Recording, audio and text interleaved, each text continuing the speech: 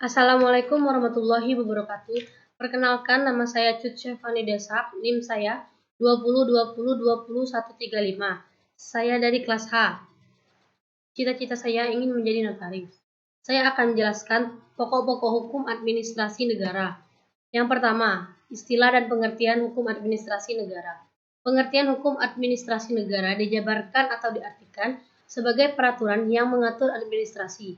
Administrasi adalah suatu hal atau sebuah hal yang mengatur hubungan hukum antara warga negara dengan pemerintahan sehingga negara dapat berfungsi dari beberapa ahli. Menyebutkan hukum administrasi negara sebagai hukum tata usaha negara atau hukum tata pemerintahan yang mengatur tentang kekuasaan eksekutif, yaitu kekuasaan melaksanakan undang-undang.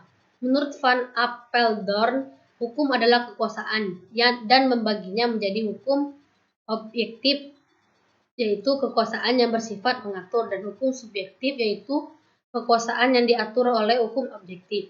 Istilah administrasi berasal dari bahasa Latin, yaitu administrer,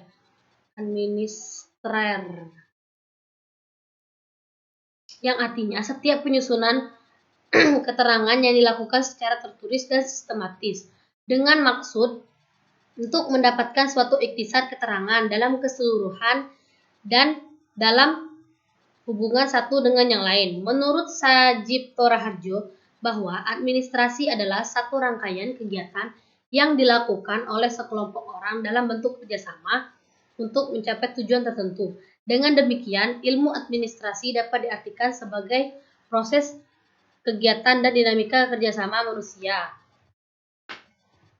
Berikut 3 unsur administrasi yang terdiri dari: yang pertama, kegiatan melibatkan 2 orang atau lebih. Kegiatan yang dilakukan secara bersama-sama. Yang ketiga, ada tujuan tertentu yang hendak dicapai. Dalam hal ini, pemerintah merupakan objek kajian yang secara langsung bersinggungan dengan hukum administrasi negara. Untuk menyebut hukum administrasi negara di Indonesia, mengambil terjemahannya dari bahasa Belanda, yaitu administratiefrecht. Sementara itu, di negara lain menggunakan istilah yang berbeda-beda. Dalam menerjemahkan kosakata administratiefrecht yang berasal dari bahasa Belanda ini, sebenarnya para ahli hukum belum menemui kata sepakat.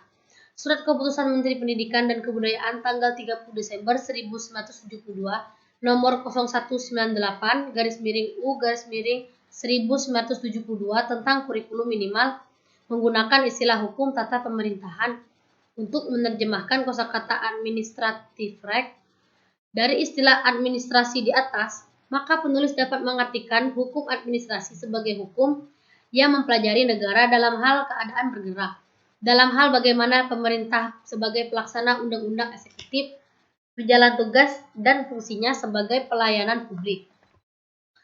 Sumber hukum dan administrasi negara.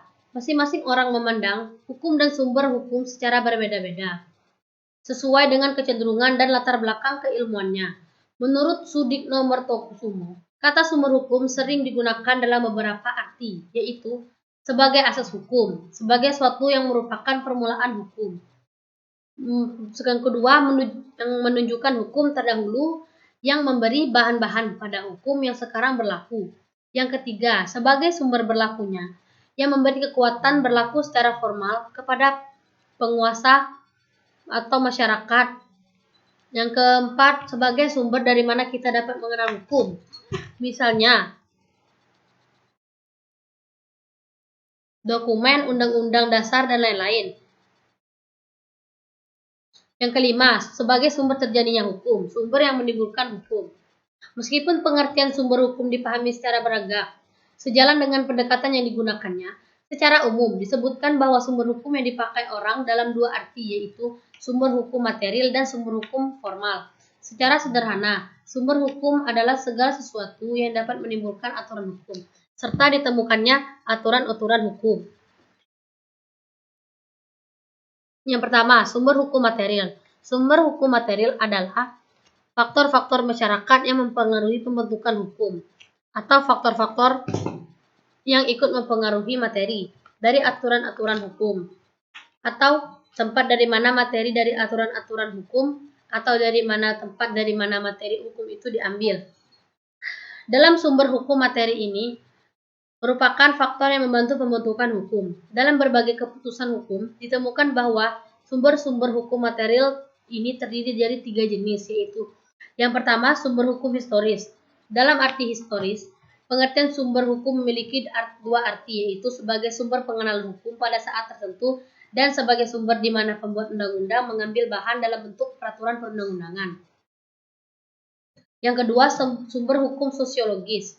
Sumber hukum dalam pengertian ini meliputi faktor-faktor sosial yang mempengaruhi isi hukum positif. Artinya, peraturan hukum tertentu mencerminkan kenyataan yang hidup dalam masyarakat. Yang ketiga, sumber hukum filosofis. Sumber hukum dalam arti filosofis memiliki dua arti, yaitu sebagai untuk isi hukum yang adil dan sumber untuk mentaati kewajiban terhadap hukum.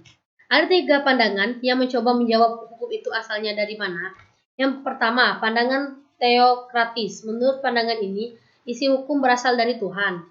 Yang kedua, pandangan hukum kodrat. Menurut pandangan ini, isi hukum berasal dari akal manusia.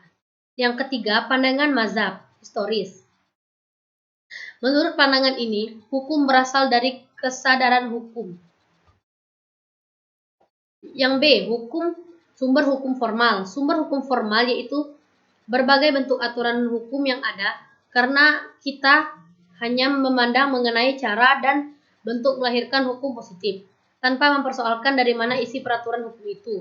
Sumber hukum formal diartikan juga sebagai tempat atau sumber dari mana suatu peraturan memperoleh kekuatan hukum.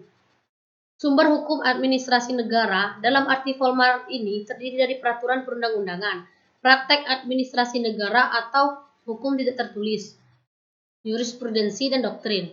Yang pertama, peraturan perundang-undangan merupakan sumber hukum yang paling penting dalam hukum administrasi negara. Secara formal, undang-undang adalah peraturan hukum yang dibuat oleh lembaga legislatif yang di Indonesia dibuat secara bersama-sama lembaga eksekutif. Yang kedua, praktek administrasi negara atau hukum tidak tertulis. Administrasi negara dapat mengambil tindakan yang dianggap penting dalam rangka pelayanan kepada masyarakat, meskipun belum ada aturannya dalam undang-undang. Yang ketiga, jurisprudensi. Jurisprudensi merupakan ajaran hukum yang tersusun dari dan dalam peradilan, yang kemudian dipakai sebagai landasan hukum. Jurisprudensi dapat menjadi sumber hukum bagi hukum administrasi negara. Yang keempat, doktrin. Meskipun ajaran hukum atau pendapat para sarjana hukum tidak memiliki kekuatan mengikat, namun pendapat para sarjana hukum begitu penting, bahkan dalam sejarah pernah terdapat ungkapan bahwa orang tidak boleh menyimpang dari pendapat umum para ahli hukum. Kegiatan-kegiatan administrasi negara.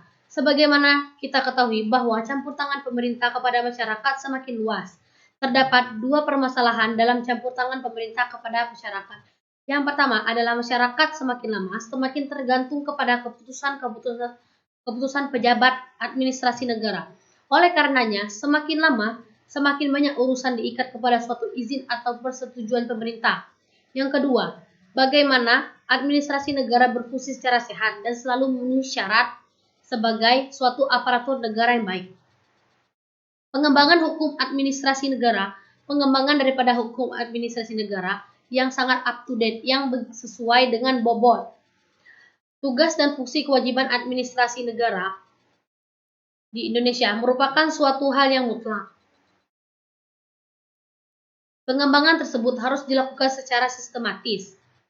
Untuk mengembangkan terhadap pemerintah terlebih dahulu, mengetahui apa yang menjadi kegiatan administrasi negara. Salah satu konsekuensi negara hukum adalah setiap perbuatan hukum dalam bentuk apapun harus didasari oleh aturan-aturan hukum. Administrasi negara yang harus membenarkan kegiatan tersebut, yang bersifat yuridis dan bersifat non-yuridis. Terdapat 4 macam perbuatan hukum administrasi negara, yaitu yang pertama, penetapan rencana norma jabatan legislasi semu. Semua keputusan yang diambil pada asasnya harus atas permintaan tertulis, baik dari instansi atau perorangan. Keputusan tanpa suatu permintaan adalah batal karena hukum. Syarat-syarat pelaksana hukum administrasi negara. Syarat pelaksanaan tugas, fungsi, dan kewajiban yang harus dipenuhi oleh administrasi negara antara lain sebagai berikut. Yang pertama, efektivitas. Artinya, kegiatan harus mengenai sasaran atau tujuan yang telah ditetapkan atau direncanakan. Yang